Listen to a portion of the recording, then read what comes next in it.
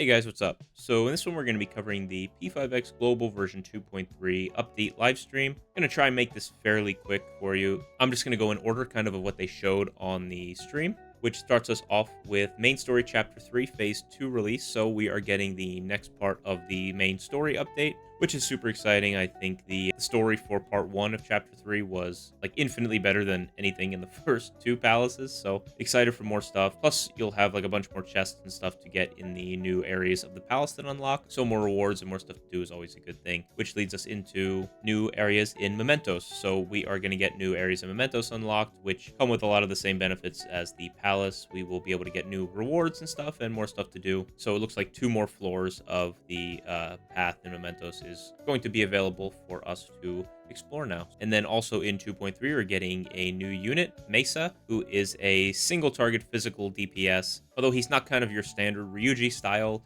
single target DPS, he is more of like a dot unit almost. He relies a lot on inflicting bleed and inflicting his rending, which kind of comes from having bleed stacks. And then he does like mode switching. So he seems like a really cool unit. I'm not going to get into his kit much because I just want to kind of give you what's coming in the update, but I will like briefly go over. He did get buffed. Yeah, like I said, I'm not going to get too much into it, but I will show you some of the buffs. So basically, Mesa got like a pretty big, just like overall damage buff. So you can see like at day 0, his bleed inflict chance went up, and then obviously all his skills in his Ripper mode, which is like he switches between the 2 modes. Like I mentioned, his Ripper mode is more of like his damage mode, I guess. And, he's got like a 50% boost basically to both of his skills. And then also just a huge boost to his highlight damage.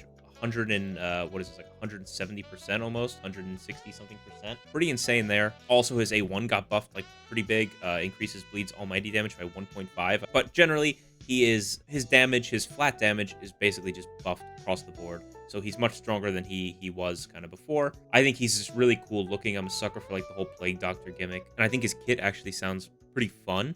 So I probably will end up pulling him, but I actually do plan on using like Ryuji for any of the guides I make this patch, just because I feel like a lot of people are going to skip Mesa. Like I said, not really any fault of his own. Like in a vacuum, I don't think he's bad. It's just, I think Ryuji is going to be like more than capable of like filling the gap. And not to mention, if you're on a budget and you're not just like, obviously, I'm just trying to get every character partially because of the channel so that I have every character just to cover. I mean, Futaba's next up, and Futaba is like, if you've played Star Rail, I've heard the comparison to Silverwolf, and if you played Star Rail at all, you know how busted Silverwolf was when she came out. I haven't played in a while, so I don't know, where she's at now, and that's without being buffed at all for global. So if she gets buffed at all, she'll be even more busted. So I imagine a lot of people are just going to skip Mesa purely for the fact that they're saving for Futaba, which is totally understandable. But if you like Mesa, you don't really care about like following the meta as strictly as possible or whatever. Like, I think Mesa sounds really fun. I think he looks super cool. And if you like his character from his synergy, then I'd say go ahead and pull. But, if you were wondering, hey, do I pull on this guy?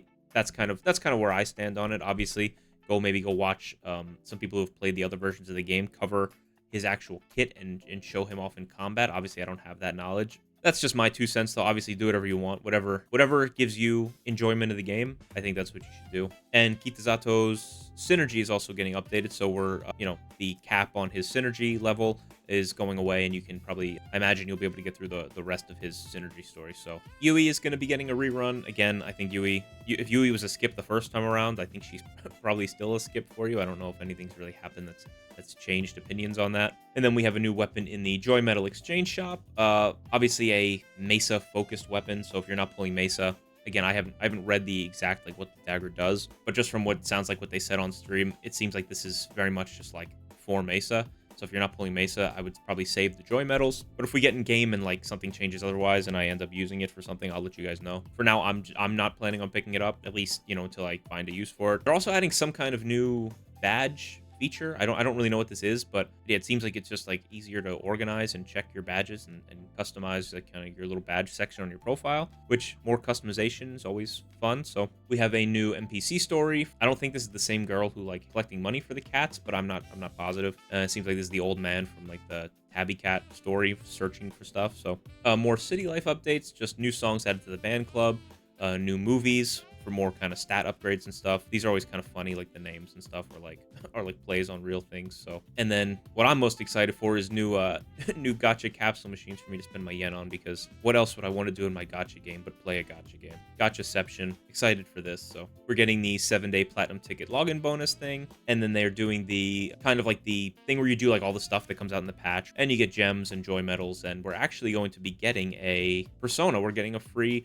rank 7 persona, so that's pretty cool. It looks like you can dupe him out too. It looks like they're giving away the persona and then 3 coins for him. So basically, just by doing stuff you're probably going to be doing anyway, you'll be able to dupe out a rank 7 persona, which you would otherwise have probably had to spend coins on if they didn't do an event like this. So this is pretty awesome. Even if the persona is like not very good, some free schema points, right? Here's just like a quick look at him. And again, if you're not able to get him from the phase 2 event for Unconditional Love, which is like the story patch, he'll be in the shop. So make sure to take advantage of this and kind of dupe him out. Even if he's not like the greatest persona, at some point he'll have some use somewhere, I'm sure. And I'd say one of like the biggest things from this patch, which was unexpected. I mean, we expected the 110 banner kind of a few days ago. It came out that it seemed like they were going to be doing the 110 banner here, which they are, so everyone should be happy about that. But they also seemingly doubled the 5-star rate for the 110 banner, so the 110 banner was buffed fairly substantially. Again, I haven't run any numbers on this. I know Bear is like running numbers on it. He'll probably cover it in his live stream video, but I was kind of like a hard skip the 110 banner. I don't think it's very good. To now, with the rate being up like this, I don't know. I think the 110 banner, depending on the math, obviously, if the math kind of still factors out to be on the 80 banner, that's what I'll be pulling on. But I think for most people who are going to pull on the 110 banner anyway, this is like a massive win. It may have converted me from like a 50-50 guy to a straight 110 person. So we'll see. Obviously, I'd want to see the numbers on it, you know, kind of played out over, you know, a large kind of sample size. I'm sure someone's going to run some kind of like Python thing, and they'll be able to give you the rates on this for like, you know, 10,000 pulls or whatever, and we'll be able to tell really if this is effective or not. But right now, looking promising. And then just we'll blast through some of the small stuff, like our normal 600 live stream gift thing, new stuff in the web store, and then I don't know where it was on the, I don't know if they had like a card for it, but they did tease some stuff for like the future, so we're getting like a full roadmap next stream apparently, which will probably show us like a couple of patches into the future like we've seen before and what they plan on releasing. But they also did tease some like new endgame modes, so if you know anything about the other versions of the game, just like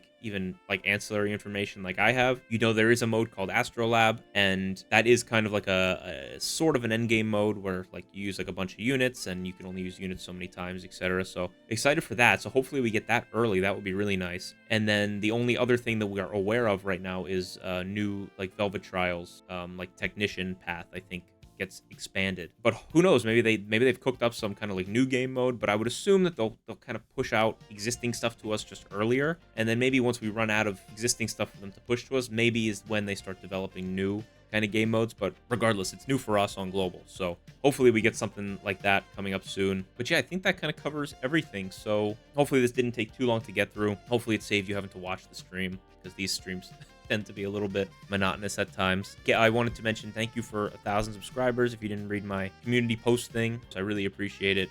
Super awesome that we've gotten to that point already. Like I really didn't think this was like a possibility anytime in the near future. That was like a long-term goal of mine. So the fact that we hit it already, and people have been so nice in commenting and liking and being involved in the videos is really cool. So thank you guys for that. And yeah, I will see you guys, like I said, in a couple of days with probably the first Guild Boss video. And yeah, until then, have a good one, and I will see you on the next one.